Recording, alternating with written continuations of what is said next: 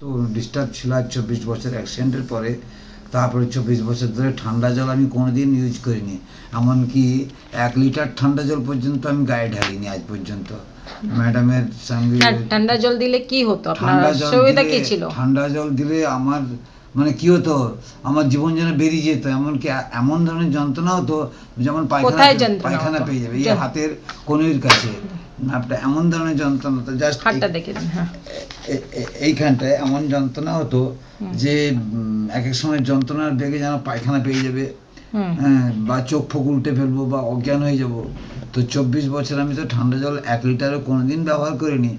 ম্যাডামের সঙ্গে জাস্ট আমি পরামর্শ করার পরে একটা ইঞ্জেকশনের পরেই আমি এখন ঠান্ডা জলে চানও করছি, ঠান্ডা জল অবারিতভাবে ইউজ করে যাচ্ছি, এমনকি রাত্রেও ঠান্ডা জল পা দিয়ে ফেলছি। ব্যথা কেমন আছে? ব্যথা তো একেবারে নেই, জাদুর মতো উড়ে গেছে কোথায় যেন। ঠিক আছে। আমি খুব খুশি, খুব খুশি।